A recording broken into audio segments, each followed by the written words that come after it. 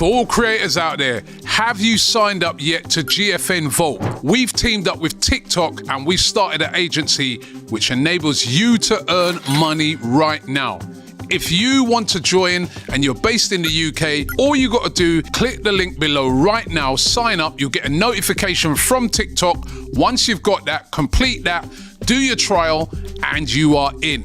You don't need 1,000 followers. If you're part of GFM Vault, you can start earning money straight away. So what are you waiting for? If you're a creator out there and you want to make money, get involved right now.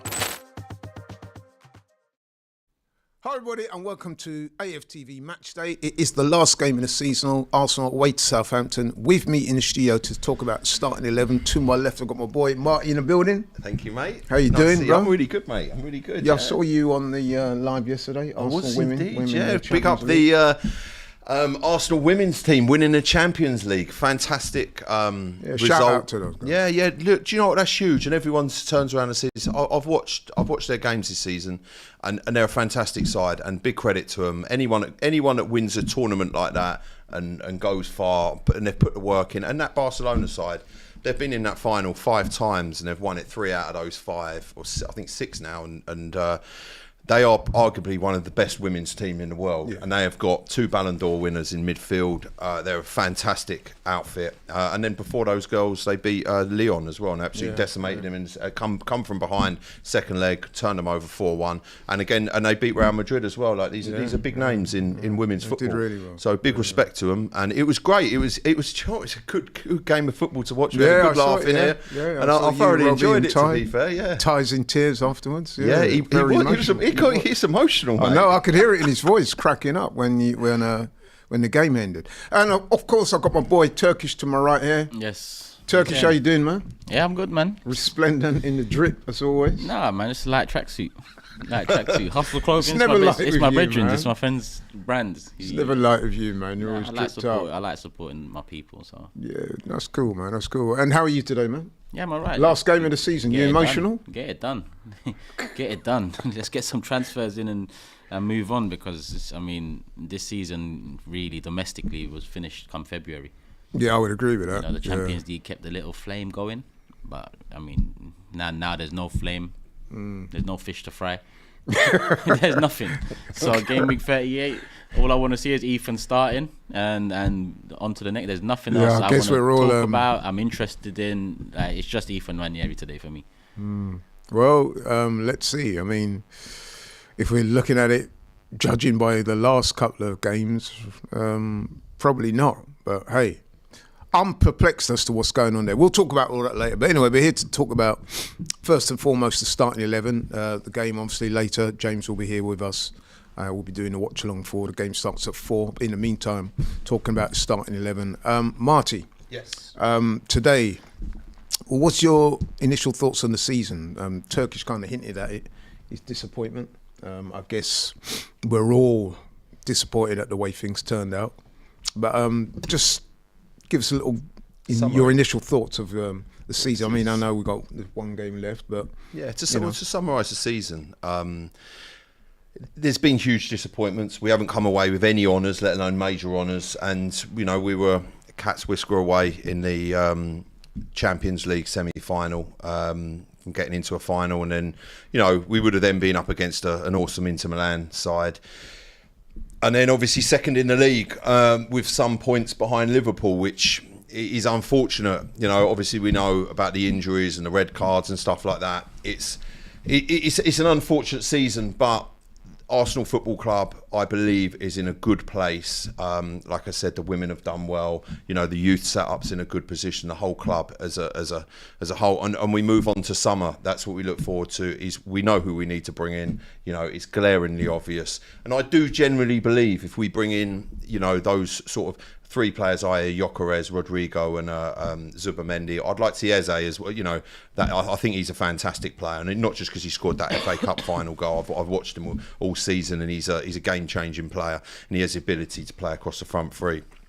I believe we make the additions where necessary. Obviously, other people are going to make additions. I get that, but I generally believe that next season we can kick on and really do something. And listen, Arteta knows that as well. So he's come out and he's said it. He's got next season, he's got his complete side. He's got this together it's taken him 6 years to do it. They're all his players apart from, I think, Saka and someone else. It's all his team. Martinelli. Yeah. Who? Martinelli. There you go, Martinelli and Saka, thank you.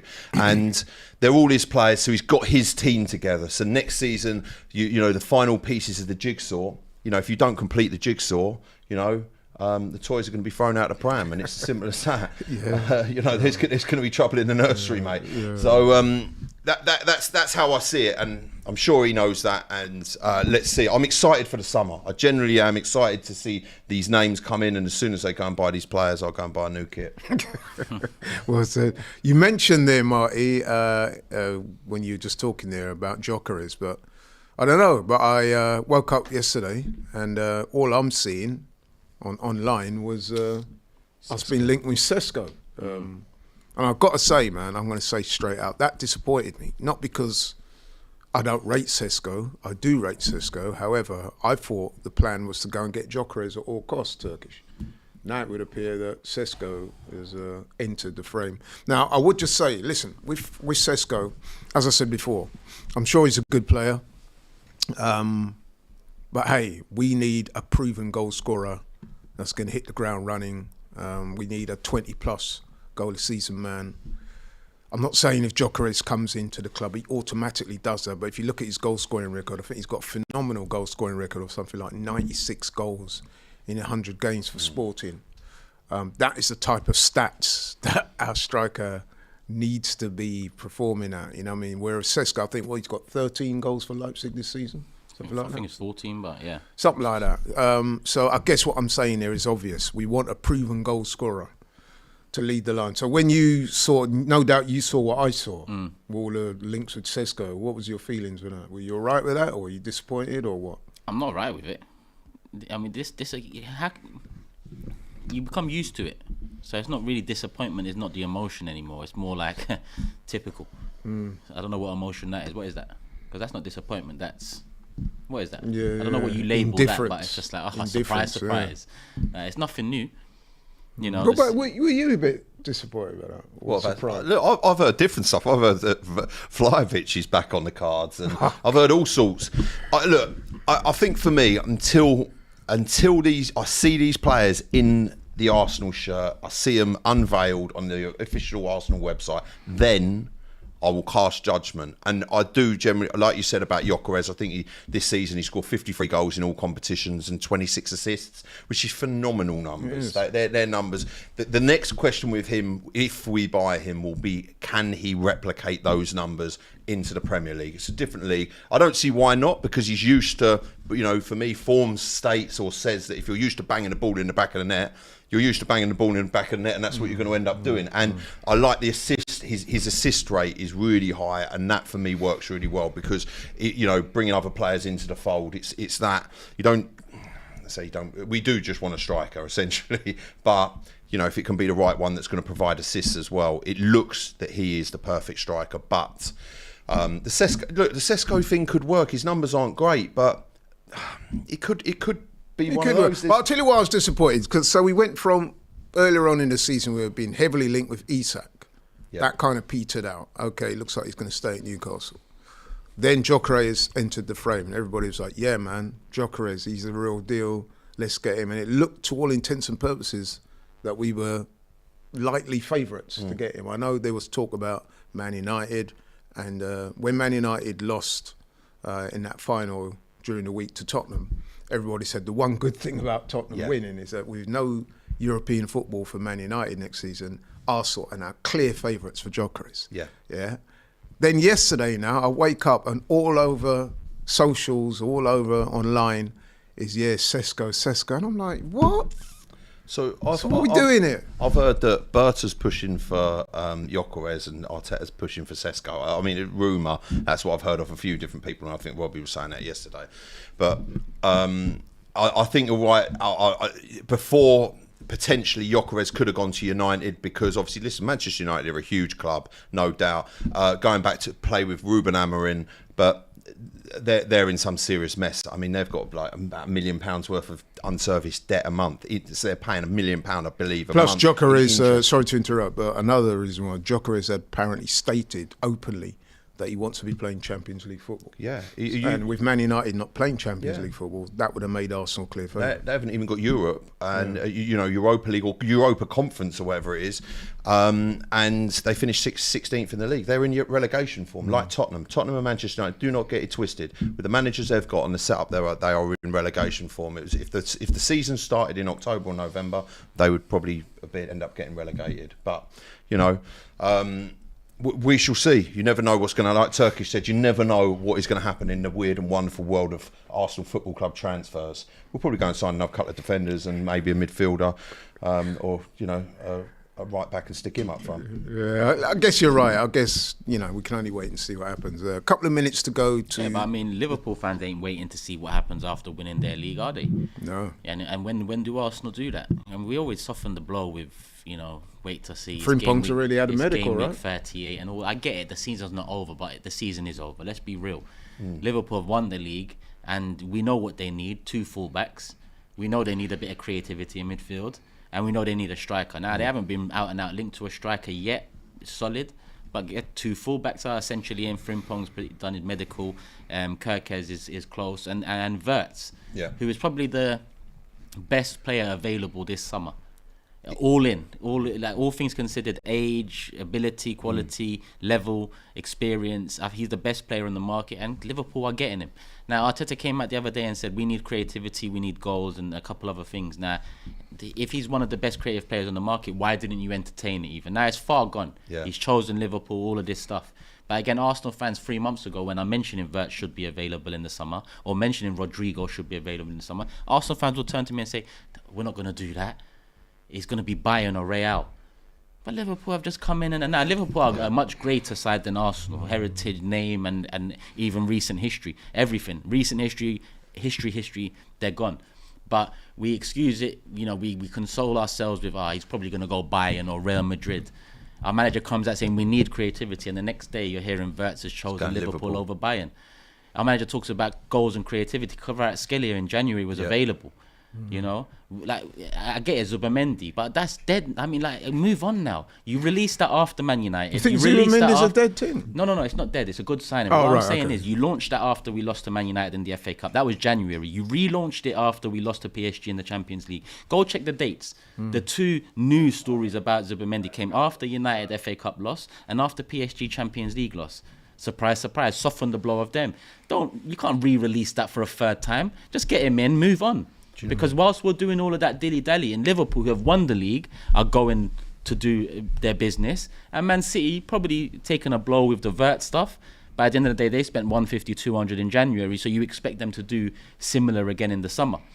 Whereas we know what we need. Why is it that Liverpool know they need 2 fullbacks, a midfielder and a striker, and already the season's not even fucking over, and they've got 3 of those positions pretty much solid tied up. Whereas Arsenal, we need 5 players probably across the board. We've got 1 in because 1's going out in Jorginho. Let's not forget that. Is he actually in? Is Zubimendi done? I'm just saying in. Whatever. It would appear. I wouldn't be surprised if it fell apart either. Let's be honest. We've seen shit like that. Do you know the worrying thing about that? Sorry to interrupt you. Do you know the worrying thing about that Zubimendi deal is Xabi Alonso's just been announced as Real Madrid's new manager this morning, and Zubimendi, Xabi Alonso is Zubimendi's idol. At Sociedad, they were in the youth team set up, and he was one of the players one of the managers that brought him through, and obviously where Xabi Alonso was learning his craft, and he massively looks up to him. He's his idol, and there's talks that I've heard that Real Madrid are now Xabi Alonso wants him to bolster the midfield, so we could just get hijacked on that, which would just that would be highly disappointing. And look at this comment, Adam. Turkish, stop waffling, bro. Liverpool have no recent history. They won a few asthmatic cups and a PG MOL tin trophy. Now this is the Twitter world like that we live in. Like, what is wrong with this generation? Has that gone straight on Twitter? No. This is a comment in the live chat. But it's just typical of the fan base on to soften blows, and our points tally last season was bigger than what Liverpool can. Who fucking cares? Who fucking cares? Asthmatic Cup and PGM. What's like? And this is what we do. It's a joke. Like, they're moving mad in the market already after winning their second league in the last 6 years or whatever it is, 5 years. They've won a Champions League. They've got multiple domestic cups, and before that, even Liverpool were the second biggest side in the country. So, and this is why this ain't Man City no more, where we can say it's Man City, man, juggernaut. They got, we can't compete. It's not them. It's the ones we liken ourselves to most off the pitch. The ones that don't go gung-ho, sign every player left, right and centre 100 mil because they're most like us. Well, look at the team that most like us over the years. Look at what they're doing in the market and tell me what window we've done that in. Because if people say Rice and Havertz, miss me with that shit because we was early in that window. Yep. But Havertz, what a signing. What a signing. Right, it's a couple of minutes past 2:15, so the team should be out. I'm looking to see if anyone's put the team out yet, and I'm not seeing anything. You guys seen anything? They probably don't care themselves, man. Is anyone waiting for this study? Is Ethan starting? That's all I need to know. Yes, no, and the starting 11 show's done. Arsenal. Let me go on their Twitter. So, just a quick question, Laurie and Turkish. I'll ask both of you this. Sure. If you had 3 players to sign for Arsenal, who do you think and who would you want Arsenal to sign? Gyökeres, Rodrigo and Ryan Cherki. That's 3 players you get for 170 mil, and that's your attack sorted. You got a rotation option for Odegaard and Cherki, completely different. You've got Rodrigo on the left, and then you've got Gyökeres up top. That's free, 170. I'd probably sell Martinelli 2, get 50 back. That's 120, and reinvest maybe in another striker. Okay. The lat 30, so Arsenal 150 Football mil. Club, if you're watching Turkish, is going to stick his CV in it. That's a mic drop moment. Yeah, delicious market.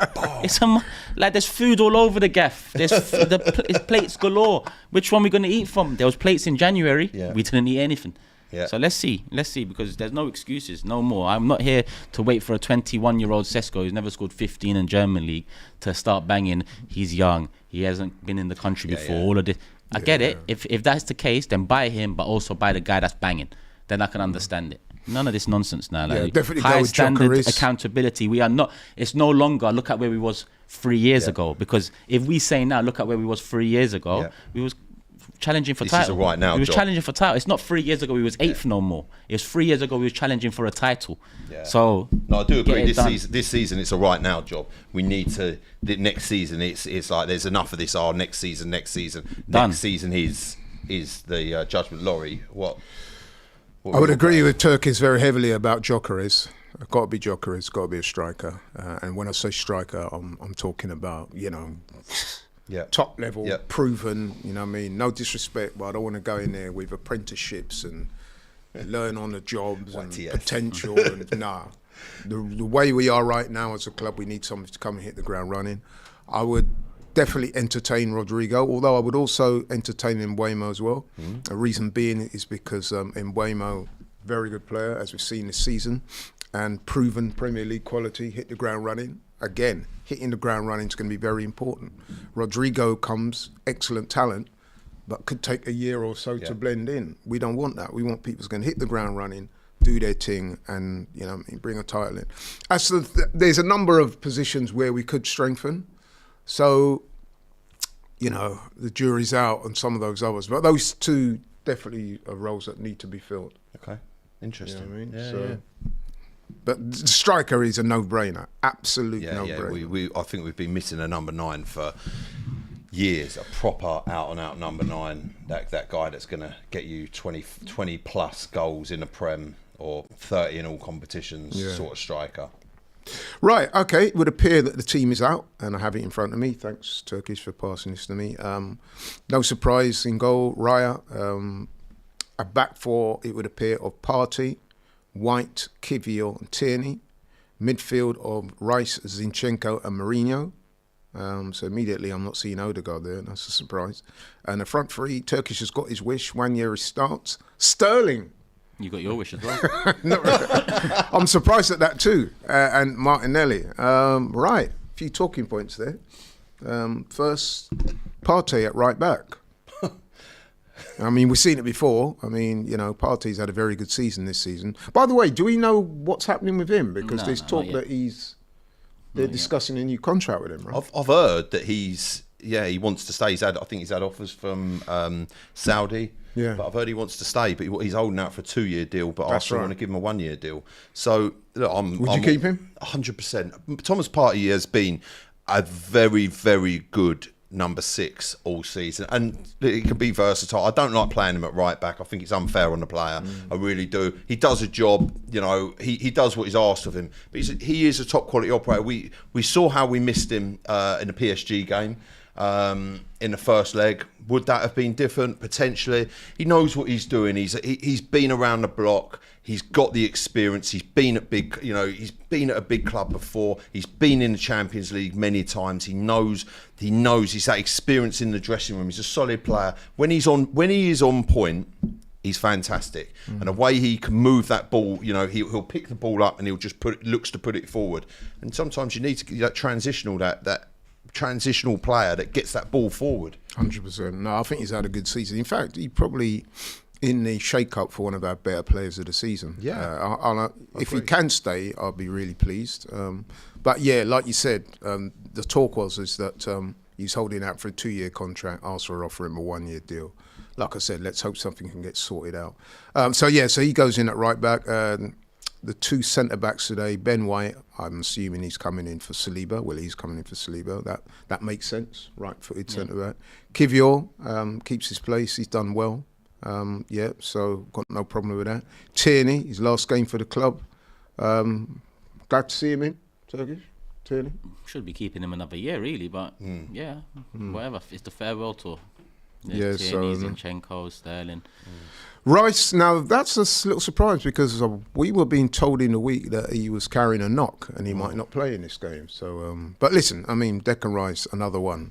Shout out for one of Arsenal's players of the seasons. Been phenomenal. Very durable player, though. I remember before he came to Arsenal, and I spoke to quite a few West Ham fans, and they said he's the sort of player that plays literally every single game, even if he's carrying knocks. He's a very fit player, and it doesn't surprise me to see him on the team sheet today. Yeah. Zinchenko, his last game today, I would have thought. Not really seen too much of him this season, but I'm glad to see him get a start today. Yeah, you guys? Don't care. Being honest. And Mikel Merino in midfield. Now, I've got to say, Mikel Merino, he's probably been better up front than he's been in midfield, which is his day job, isn't it? Midfielder. Number 8. Number 6. Yeah, number 9. he's kind of, how can I put it? Flattered to deceive in midfield, I would say. He's done a lot better when he's been put up front, which is kind of ironic. So, listen, I'm happy to see him start. Interested to see how he gets on today. But would you agree with me, Turkish, that he's not exactly He hasn't blown up the spot as a midfielder this season? He's a squad option moving forward. Probably plan B in attack, plan C in attack. He hasn't done enough in midfield for me to say yeah. And Turkish, you got your wish about Wanyeri. About time. It is about time. I mean, I was beginning to wonder if he was still at the club. I mean, would have been nice with a stronger side, but I get it. Last game of the season. Yeah, I was beginning to think there might be something up there. This is a question I was going to ask: is what do you think's gone on with that? Because there were, for me, numerous times glaringly obvious opportunities to play Ethan Wanyeri, and he hasn't. What is that about? I was at a loss. I mean, there was even some talk that he might have fallen out with the manager, but no one was able to come up with any credible information as to whether that might be the case. And everybody that knows this guy says, look, he's a model pro. Yeah. And they doubted very much whether he would be that type of person to that's what upset the manager. So, listen, it's great to see him back in. But like you guys, I'm wondering why it's taking him so long. But at least he's back in. And let's hope he does well today. I'm sure he will do. I'm sure he'll be eager to show everybody just what he's got to learn. Some people may be surprised at Sterling, especially going through the middle. Because let's face it, he's a winger by trade. It would appear, looking at this. Knowing this choice, he'll go and bang a hat-trick or something. He'll be on fire and he'll get a man of the match performance. We'll be like, we've been waiting for that all season. Yeah. Well, one can only dream, right? Would you agree that this is almost certainly his last game for Arsenal? Oh, come on. Yeah. Come on.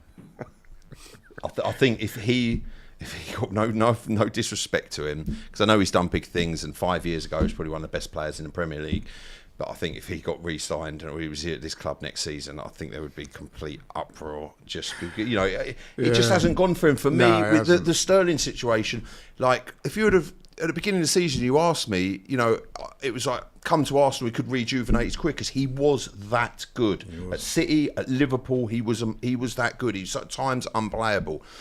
There's something going on with him his eye has not been on the football. Or is it just the legs have gone? Sometimes that happens. No, to players. he's not even. Sterling's been around since he was a young. I can remember, right, and this is something that I've said many times before, but it's true. I can remember Raheem Sterling playing up top for Liverpool against Arsenal, and he was giving Mertesacker, who was the centre half at the time, all manner of problems, twisting him up. I was at that game, and he would have been in his teens then, probably. Do you know what? And I've seen. I get your take on the legs, but I've seen him, and he has the pace. So his legs ain't gone. It's the beat in the man, and it's the confidence. You can almost see it when he doesn't beat the man. His head goes down. Listen, and there's stuff going off on a pitch. He's building some big, fair play to him. He's building some big mansion in Ascot, and when you take on big building projects like that, your head is not going to be focused fully 100% playing for Arsenal Football Club. You've got years to go and do that stuff. You need to be completely in the game. You've got all that excess noise going on. You don't need it, and you can tell his performances on the pitch. Yeah, I mean, listen, I don't know what it is. I'm speculating about the legs because the drop-off has just been so drastic that I'm struggling to come up with reasons as to why, which is why I said maybe the legs have gone. But listen, when we signed him and on that loan deal, we didn't bring a striker in, but everyone was looking at it, Turkey was thinking, wow, this could be, if this goes well, it could be a bit of a masterstroke. Everyone? No, well, I mean, the majority of us were looking at it in a positive I don't light. think so. That's how I was looking at it. I was thinking, look, you know what? We know what he can do. If Mikel Arteta can get a tune out of him. If you remember at the time as well, Mikel Arteta was talking very positively and saying... We're doing the same with Sesko now, and not like for like situation, but what I mean is, when the club feed us this bullshit, we'll act like, they're feeding us bread, no butter, and we're acting like it's steak. That's what we do. So the Sterling one was like that. Forget the facts. The facts were he fell off 2 years before that. The facts were he was sold by City at a time when we bought 2 players off City. So if Arteta wanted him at that, why didn't you go? It was only 2.5 mil difference with Jesus, right? That's all the facts. So all this hope and copium stuff at the beginning of the season, because if he reaches this, if he reaches that, well, we might as well sign on Reback and say if he reaches his 2004 form, maybe we can win the league next year. We might as well, because that's what we do. Yeah. So I mean, listen, but you are saying that in hindsight, right? Because at the time, I remember Sterling. No, I'm saying you're saying that in hindsight. About Sterling? No. Yes. You've lost it. No, but what I'm saying is I know you were out on the limb as to saying you didn't want him. But what I'm saying, at the time, when he come, there was some positivity around the loan deal because people were saying, look, he's estranged from Chelsea. But you know what? A lot of fans do that. We think, but that's Chelsea. If he comes to Arsenal, do you know what? I'll be honest. I remember Mikel Arteta had gone on the record of saying, look, I worked with him at City. Yeah. He's a quality player. He's got a great attitude. I think this is going to work. And we all bought into it. We all thought, 100%. And I'll be honest with you. I'll be 100% honest with you. I was one of those people that thought, do you know what? I know what a player he was. If we can get that out of him, we've had a touch here. Yeah. That is a viable explanation in one way, but it has not worked out like that. Not at all. And it was a terrible signing, and I would have loved to have seen it work, but it just didn't. In all fairness, he goes up there, I think, with the Denis Suarez signings and them sorts of signings. Just absolutely, it's been terrible. Let's hope that he can leave us with something to talk about rather than all the negatives. And then Martinelli, he starts on the left wing there. So listen, I think looking at that team. No disrespect, but that should be more than enough to get the job done against Southampton. Yeah.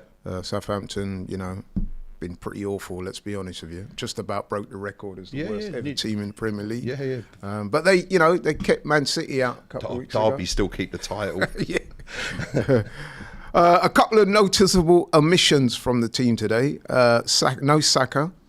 No Odegaard, which is slightly surprising, and no Trossard. So I wonder who's captain today. Do we know? Rice, probably. Yeah, I imagine it would be Rice. Right.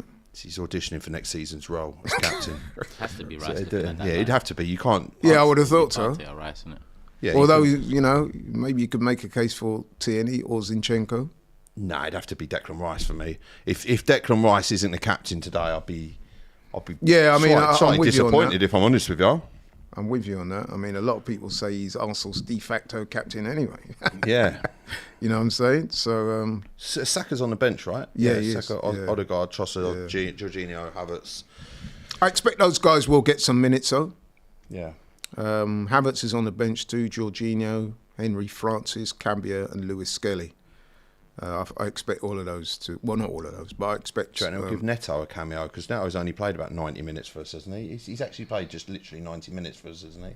Against Girona in the Champions League. I'm not so sure if he come on this game. And he was shit. Yeah, he was terrible. Yeah. But it's interesting though. In the opposing goal will be a certain Aaron Ramsdale today. He's had plenty of practice picking the ball out the back of the net this season, hasn't he, poor lad? He has. And getting relegated. Do you think he won't stay at Southampton? No, he's going to go. I reckon he'll go West Ham. There's talk that West Ham are in for him. Do you know what? I did actually say it when he went to Southampton. I said he'd go there and get him relegated. It's just, I don't know. It's just one. Sounds like you don't really rate him, no, man. I'm going to be honest with you. As soon as we got Raya in, I generally believe, I'm not going to say it was Ramsdale's fault that we lost the leagues, but there were in especially one of those seasons, the amount of mistakes. Like when we played, do you remember when we played Southampton? It ended up being 3-3 at the Emirates. We went 2-0 down within the first, I think it was 10 minutes or something. Ramsdale was at fault for both of those goals. When we played West Ham, he was at fault for one of those goals. At Liverpool, he was at fault for a goal. That there were a lot of goals from a goalkeeping perspective that he was at fault for. And he put the team under unnecessary pressure. I remember when Raya came in and I said, he's the guy, he's brilliant. And at Brentford, he was the best goalkeeper the season before. And Raya's come in and he looks on course to be getting his second Golden Glove, which is not bad going, you know. And everyone was like, no, Ramsdale. And I said, no, Raya's a much better goalkeeper. And I remember having a lot of disagreements with people, and obviously we all know how that one's worked out. Just quickly, I should. It's incumbent upon me to read out the Southampton team, which we touched on it. Ramsdale in goal, back four of Sugawara, Wood, Taylor, and Wellington. They've gone for a 4-4-1-1. So midfield will be Robin, Downs, Guchu, Fernandes, Sulemana, and Stewart up top. I think we can see from that Southampton probably going to deploy a low block and try and sneak a win or a point, because given that formation, it would suggest that they're on a mission to defend, which is fair enough, because if they try and engage Arsenal in a football match, they're going to get stomped. Yeah. So I guess that makes sense. They've announced a new manager as well, Will Steele. Okay. Yeah, he's going to be taking over next season when they're in the Championship. I've noticed as well that there's no Tyler Dibbling, who's probably their standout player this season. He looks a good player, right? You guys? From what I've seen, yeah. Yeah, Tyler Dibbling. Yeah. I don't think he'll be there next season. No, I think there'll be a few players leaving Southampton. It's just the nature of getting relegated, isn't it? Yeah. Yeah, Kyle Walker-Peters, formerly of Tottenham, he's had a good season for Southampton. I mean, that kind of sounds weird, innit? I'm saying that a defender's had a good season for Southampton. Dunno. But apparently he has been one of their better players. Formerly of Tottenham, we know. Bednarek's out injured as well. Listen, I mean, that 11 that we've put out today should be able to get the job done against Southampton. They better, because my missus is from Southampton. Oh, really? And all of her family. She's actually down in Southampton now. Are they going to the game? The times that we've lost to Southampton, I don't ever hear the end of it. No, she hasn't gone to the game. She's gone to see her mum. And there is no way, especially one of the worst ever Premier League teams against Arsenal. I'll never hear the end of it. That's not the look. So how important do you think this game is today? I mean, second place is pretty much assured. It is not about losing to one of the worst ever Premier League teams. I don't care whether it's the first, the last, the 20th game of the season. It's not about that. Arsenal need to go and win this game. Why? You can't. Oh, just because it's the end. You're a professional football club. You get paid hundreds of thousands of pounds a week. You need to go and perform. And especially these players, and I'm gonna, these players that like your Sterling's, Zinchenko's, these bit part players this season, they need to go and pick their game up and put a performance. So Sterling, owes it to Arsenal Football Club. The amount of money we've given him this season, he hasn't turned up, he hasn't done nothing. He needs to go out holding his head high, saying, at least I put one decent performance in. Go and score a goal, go and create some assists, go and create something. And he owes it to himself, because let's be honest, man, he's in the shop window today. He's not say half. In fact, I suspect that might be the reason why he's starting. Yeah. Because I know he goes back to Chelsea, but Chelsea are not going to retain his services. So I would say that he's in the shop window. And listen, if he has a good game today, scores a goal, an assist or whatever, plays well, there might be prospective suitors out there that might think, you know what? Yeah, we'll take it. What, someone coming up, a team coming up, exactly. Sunderland, they came up yesterday. If they can afford his wages. Yeah, well, there is that as well. I mean, he's on, it's not bad wage, I think, 340 a week or so. We're paying 120 of it, and Chelsea are picking up the majority. Is it? No, not at all.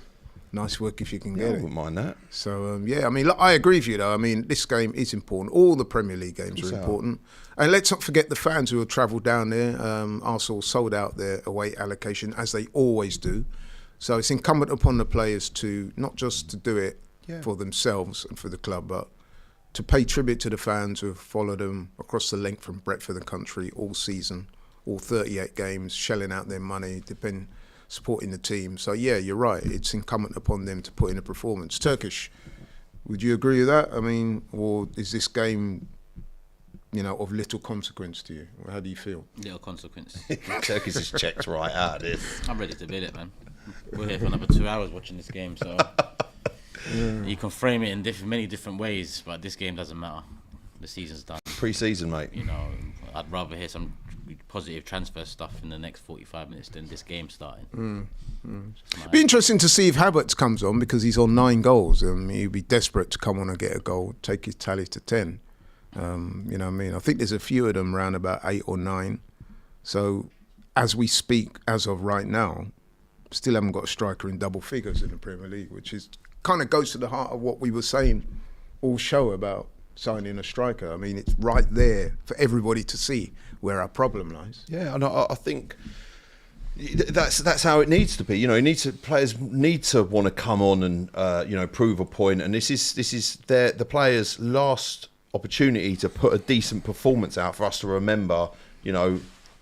Off the back of a slightly disappointing season with no silverware, so go and put a performance on, and those that are putting themselves in the shop window, go and do a good job of it. And that's it. You're professional football players, and whether there's anything to play for, it's good pre-season as well. Let's be honest as well. This game, they're going. It is pre-season.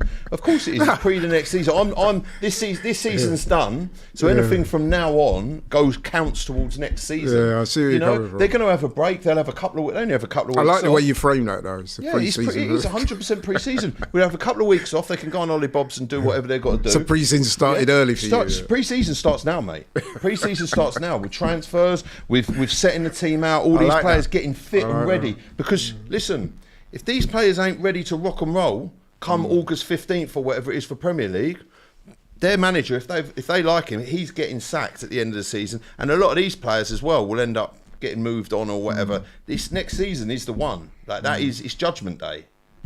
Yeah, listen, man. I mean, certainly next season is judgment season for a number of people. But anyway, that's in the future. Let's focus on today. I've got to end the show, coming to the end.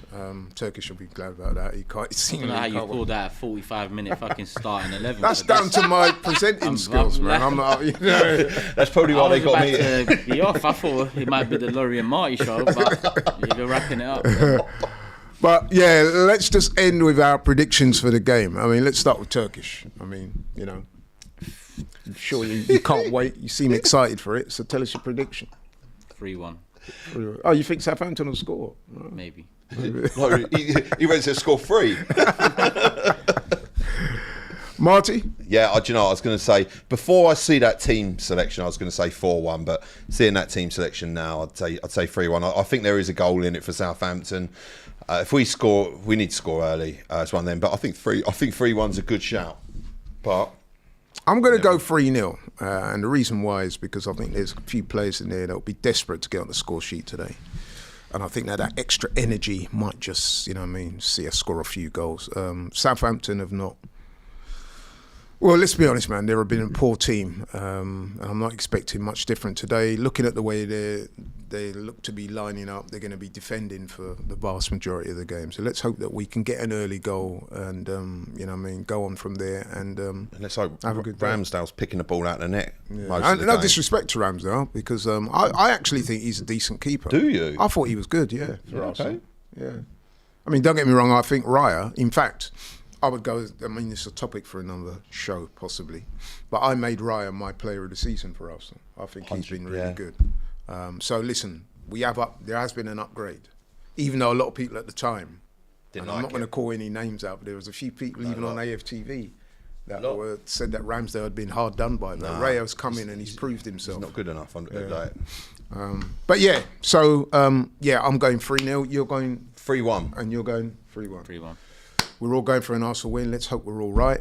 Thank you so much, guys, for watching the show. Really do appreciate it. We will be back in about half an hour or so for the watch-along for the game, Arsenal's last game of the season. Let's hope it's a win. But shout out to my boy Marty and to my guy Turkish, and we'll see you again soon. Thanks for watching. Take care. For all creators out there, have you signed up yet to GFN Vault? We've teamed up with TikTok and we started an agency which enables you to earn money right now. If you want to join and you're based in the UK, all you got to do, click the link below right now, sign up, you'll get a notification from TikTok. Once you've got that, complete that, do your trial, and you are in. You don't need 1,000 followers. If you're part of GFN Vault, you can start earning money straight away. So what are you waiting for? If you're a creator out there and you want to make money, get involved right now.